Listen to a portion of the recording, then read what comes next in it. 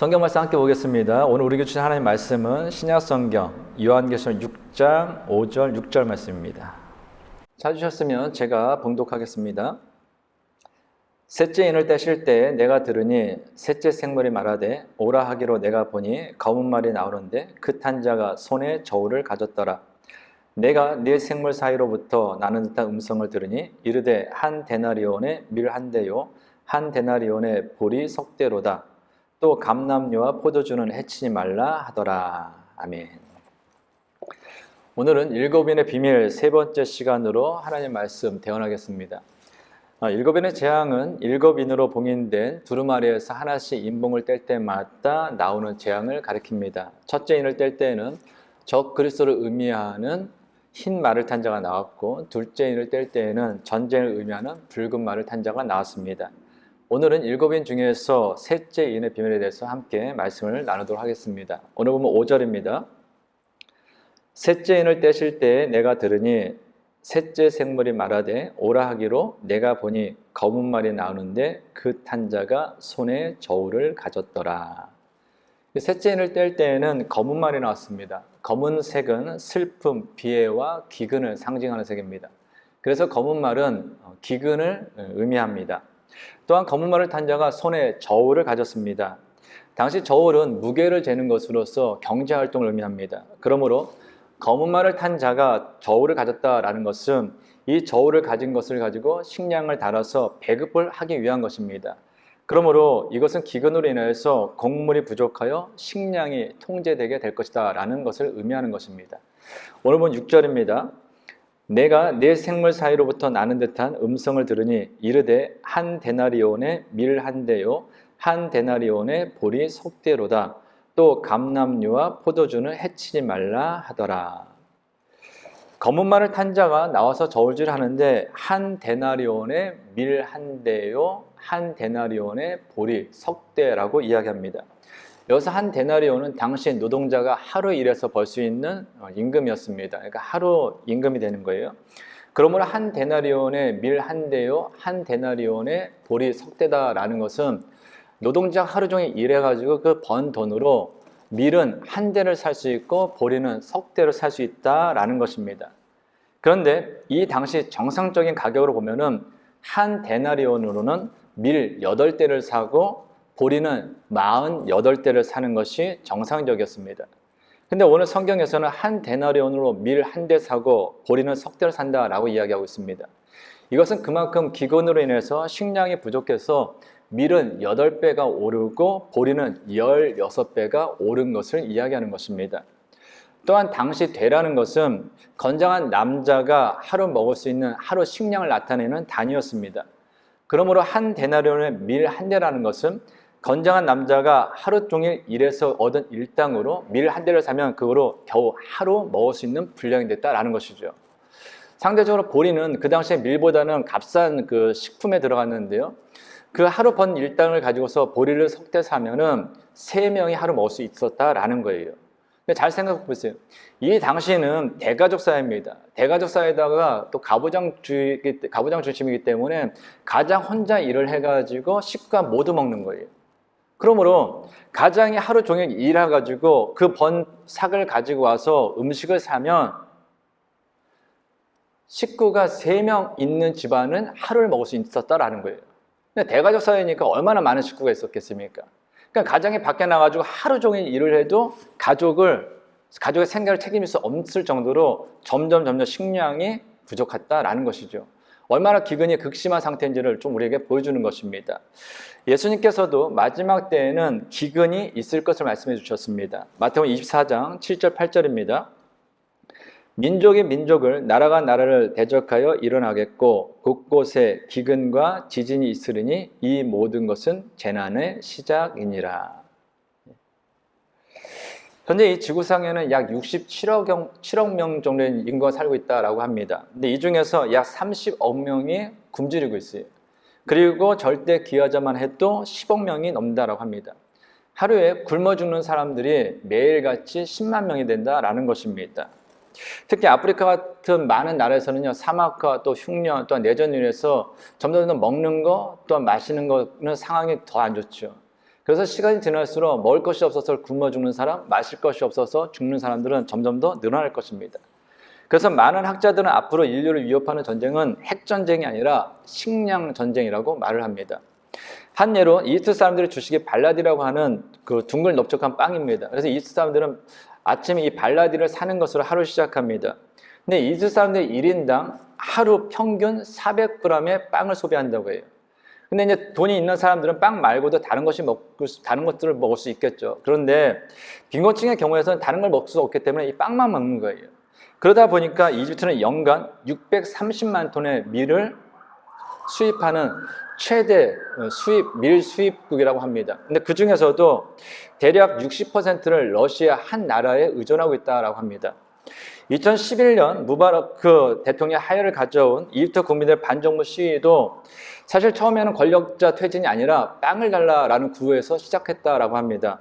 2010년 8월 러시아 푸틴이 밀 수출 중단을 선언한 데다가 엎친 데 덮친 격으로 홍수 그리고 가뭄 그리고 이상기후로 인해서 전 세계 밀 생산량이 급감했습니다.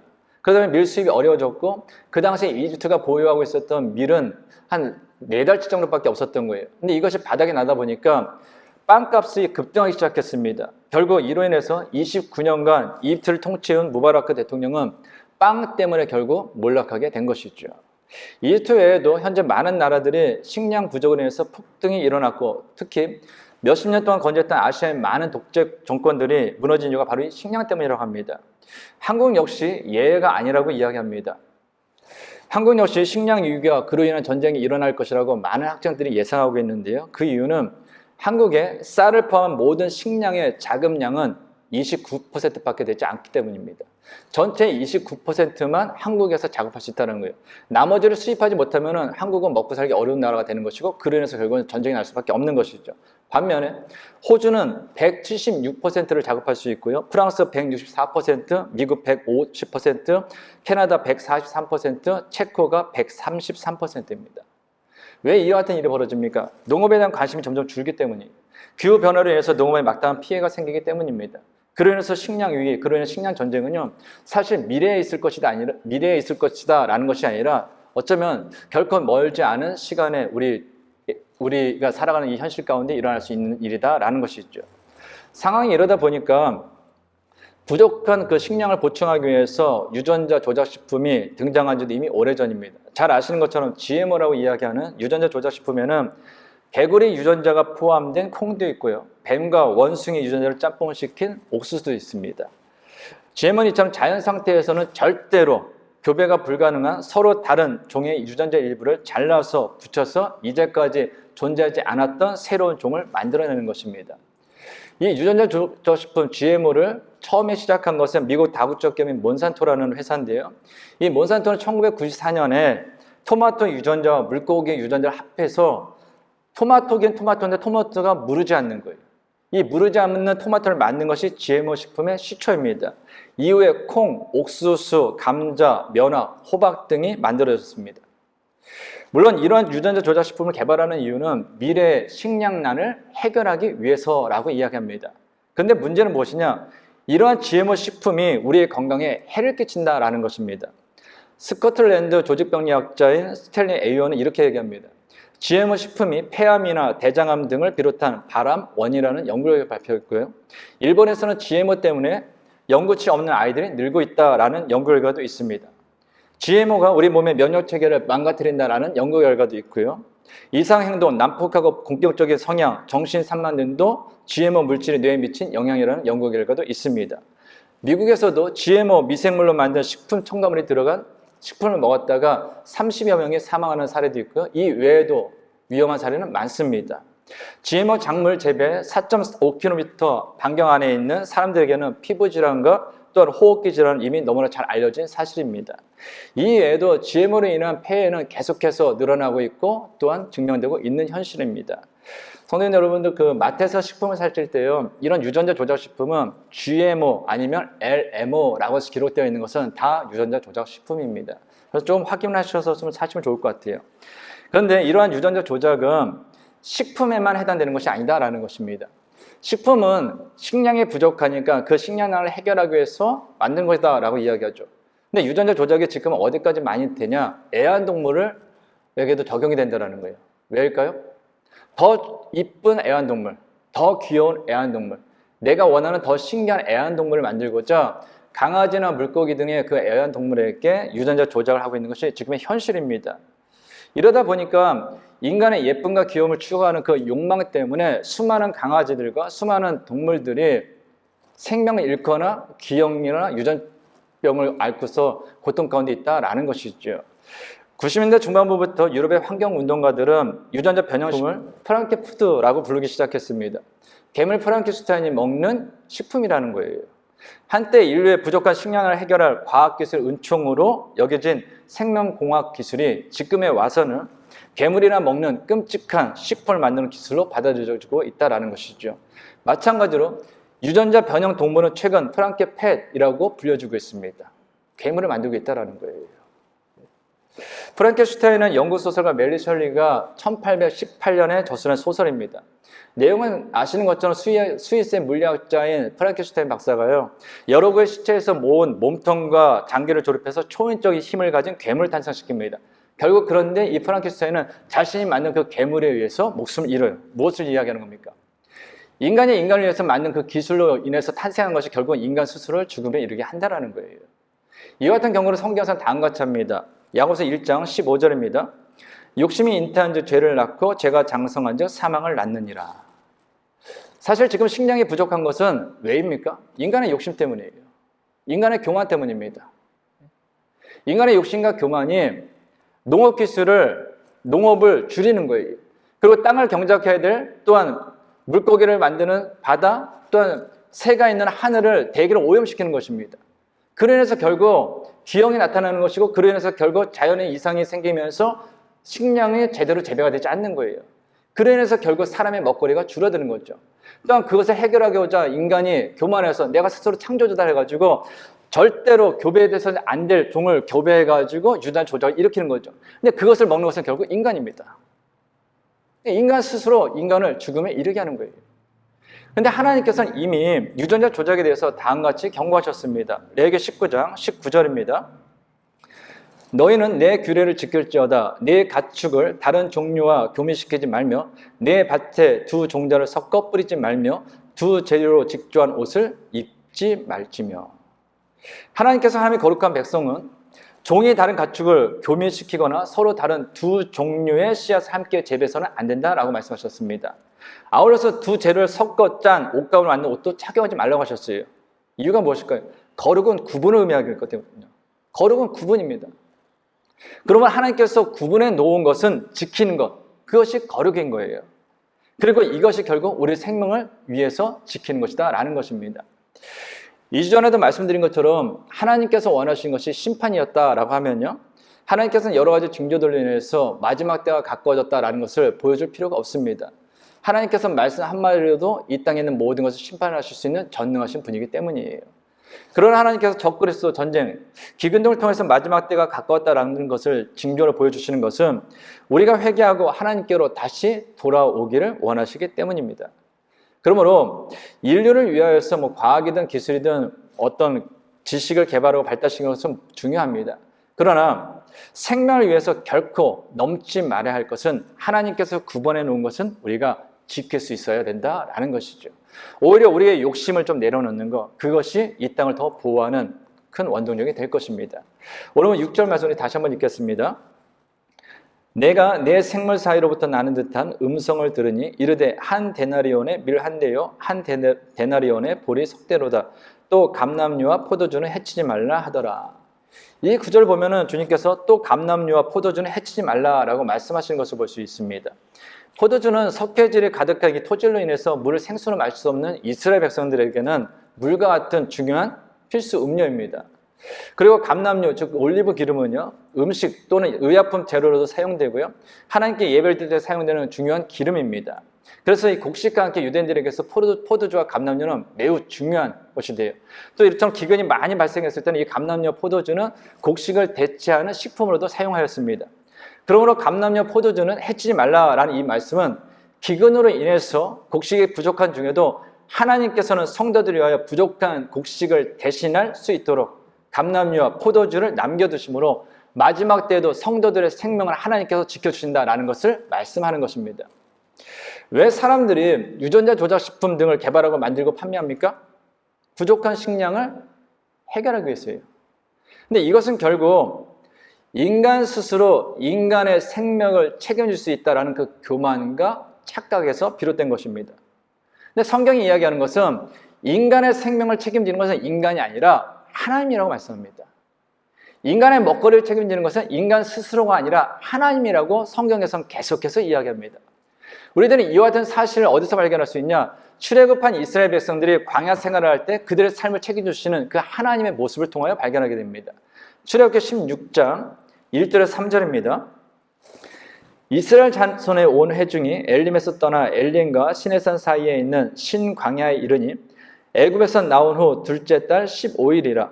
이스라엘 자손 온 회중이 그 광야에서 모세와 아론을 원망하여 이스라엘 자손이 그들에게 이르되 우리가 애굽 땅에서 고기 가마 곁에 앉아있던 때와 떡을 배불리 먹던 때에 여호와의 손에 죽었더라면 좋았을 것을 너희가 이 광야로 우리를 인도해 내어 이 온 회중이 주려 죽게 하는도다.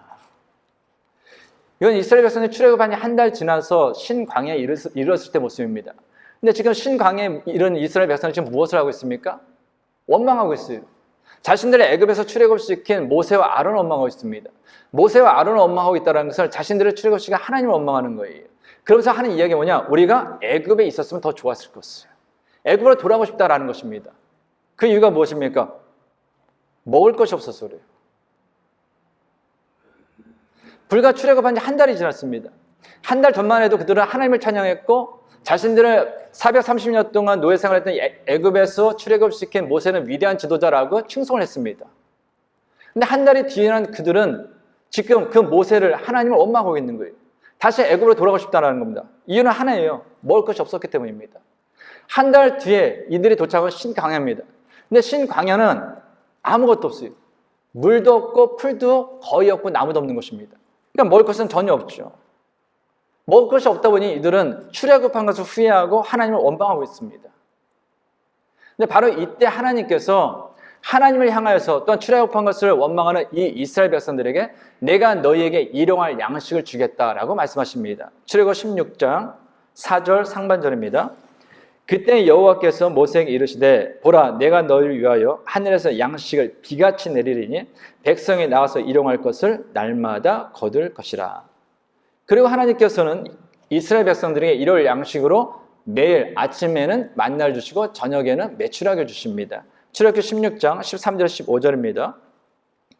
저녁에는 메추라기가 와서 진에 덮이고 아침에는 이슬이 진 주위에 있더니 그 이슬이 마른 후에 광야 지면에 작고 둥글며 서리같이 가는 것이 있는지라.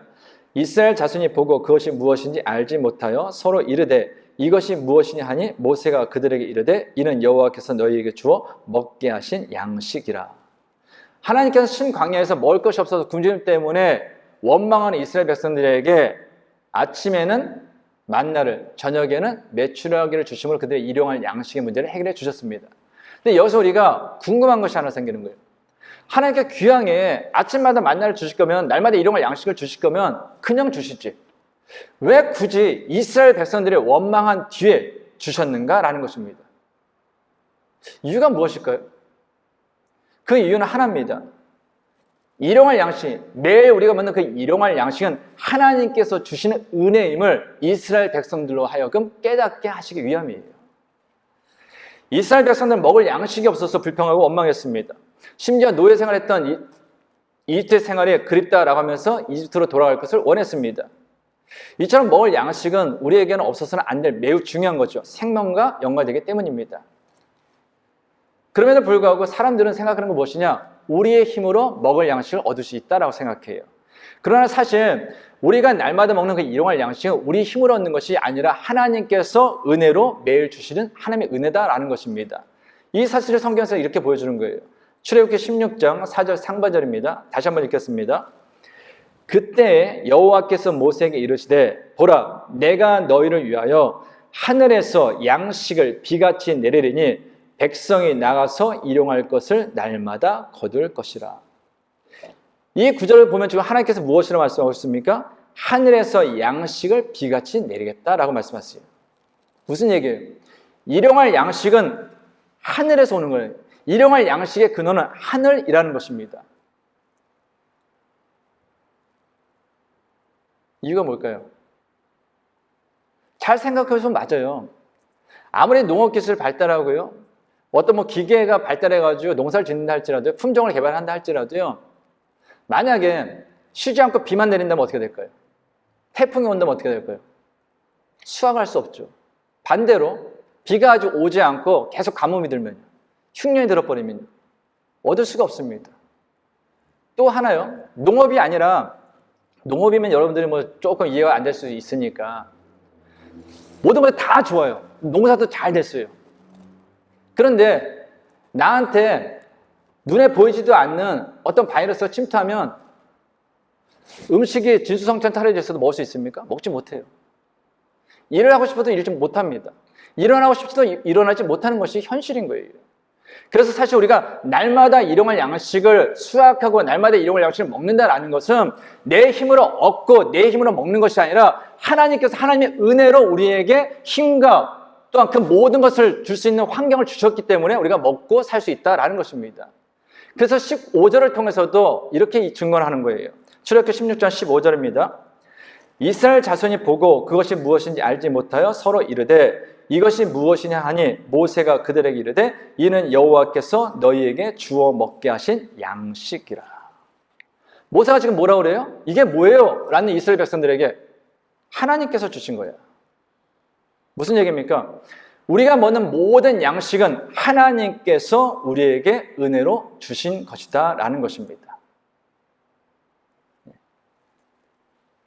앞에서 말씀드린 것처럼 마지막 때가 가까울수록 인류는 식량 부족을 경험하게 될 것입니다. 그로 인해서 나라와 나라가 전쟁을 하고 사람과 사람이 다투게 될 것이에요.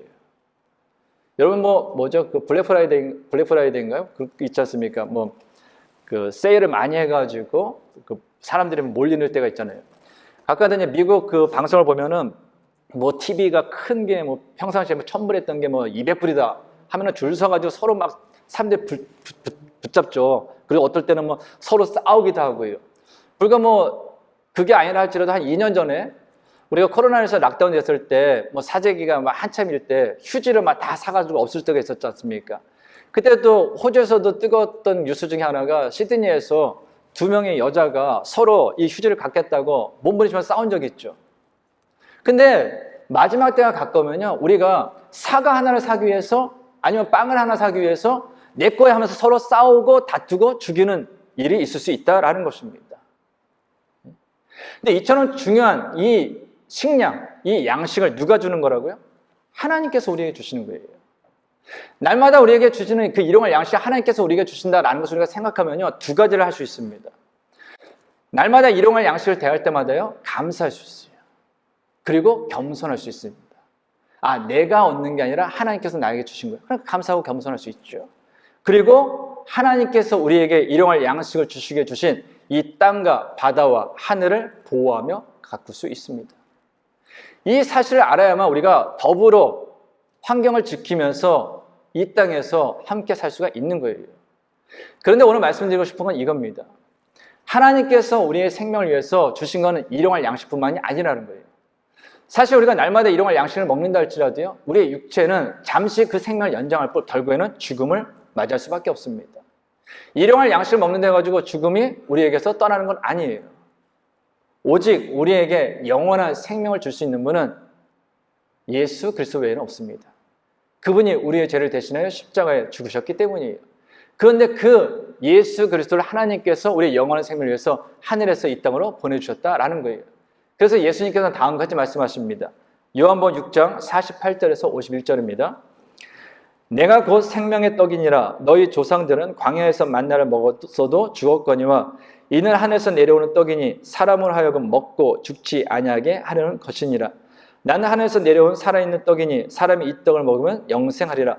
내가 줄 떡은 곧 생상의 생명을 위한 내 살이니라 하시니라. 아멘. 하나님께서 우리에게 일용할 양식을 주시는 것은 단순히 우리의 육적인 생명을 이어가라고 주시는 것이 아닙니다. 육적인 생명을 이어가되 하나님께서 영원한 생명을 위해서 우리에게 하늘로부터 보내신 그 예수 그리스도를 믿고 죄 사함 받고 영원한 생명을 얻으라고 하나님께서 우리의 생명을 연장시켜 주신다라는 것입니다. 그러므로 기억하십시오. 마지막 때가 가까울수록 식량이 부족해서 죽어가는 사람이 있을 것입니다. 그런데 더 많은 사람들은요, 예수 그리스도를 믿지 않으므로, 예수 그리스도를 떠남으로 영원한 죽음을 맞이하게 될 것입니다. 그러면 사랑하는 성도 여러분, 마지막 때가 가까울수록, 여러분 마지막 때가 가까운 그 징조를 볼수록요, 어떤 상황 가운데서도 우리의 영원한 생명이 되시는 그 주님을 향한 그 믿음을 변치 마십시오. 그 믿음을 지키는 것만이 우리의 영원한 생명을 유지할 수 있는 것이기 때문입니다. 또 한 가지, 아직 주님께서 이 마지막 때는 우리에게, 마지막 날을 우리에게 허락하지 않는 이유는 하나입니다. 이 땅에 아직 주님을 믿지 않으므로 영원한 죽음과 심판 가운데 서 있는 그 사람들에게 복음을 전하라고 주님께서 우리에게 이 땅을 오늘 살아갈 수 있도록 그 기회를 주셨다라는 것입니다. 그러면 사랑하는 성도 여러분, 시간이 지날수록 마지막 날은 더 가까울 것입니다.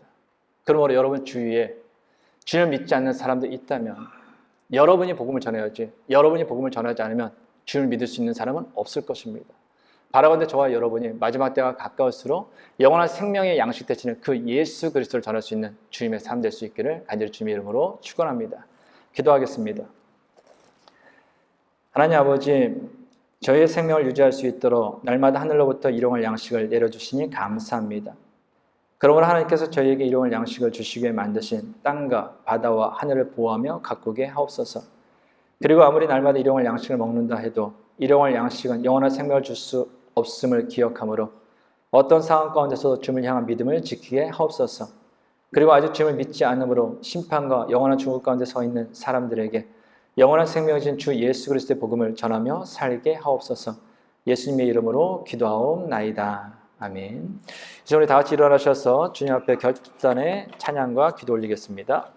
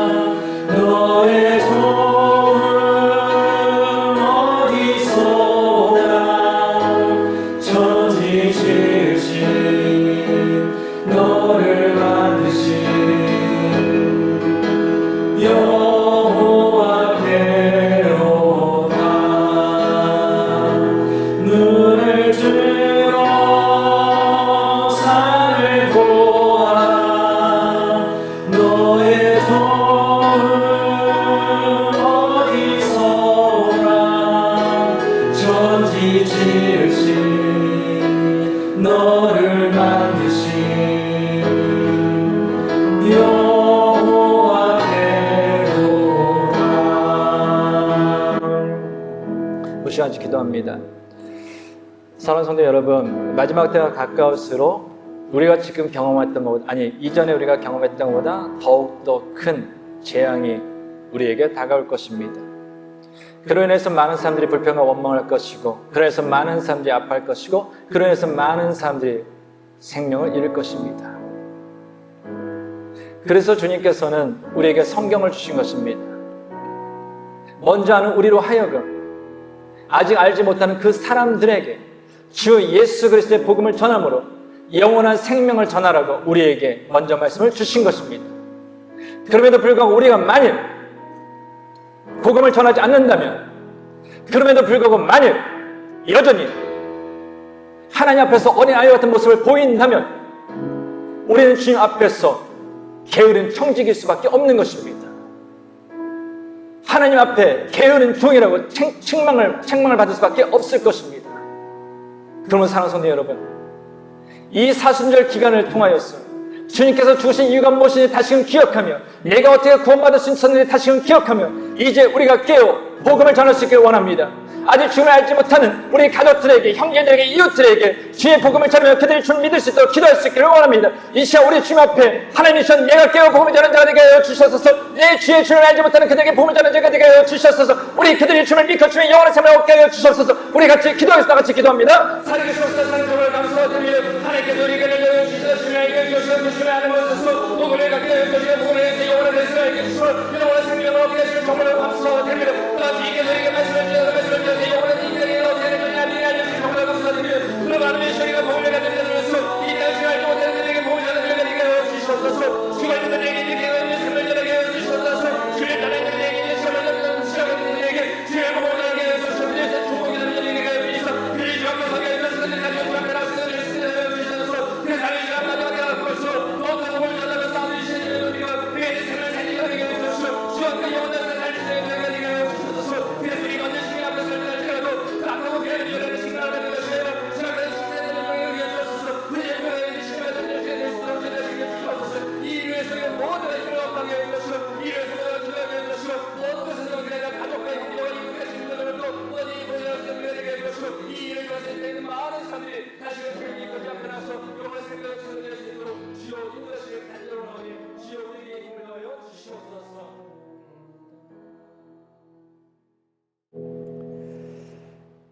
이제는 우리 주 예수 그리스도의 은혜와 하나님의 크신 사랑과 성령의 교통하심이 생명을 유지할 수 있도록 날마다 하늘로부터 일용할 양식을 내려주시는 하나님께 감사하며, 어떠한 상황 속에서도 주님을 향한 믿음을 지키며 아직 주님을 믿지 않음으로 심판과 영원한 죽음 가운데 서 있는 사람들에게 영원한 생명이신 주 예수 그리스도의 복음을 전하며 살기를 원하는 모든 성도들과 가정과 세워진 기업이, 그리고 코로나와 여러 질병을 위해서 함께 동참하지 못한 성도들 위해 이제부터 영원토록 함께하여 주시기를 간절히 축원하옵나이다. 아멘.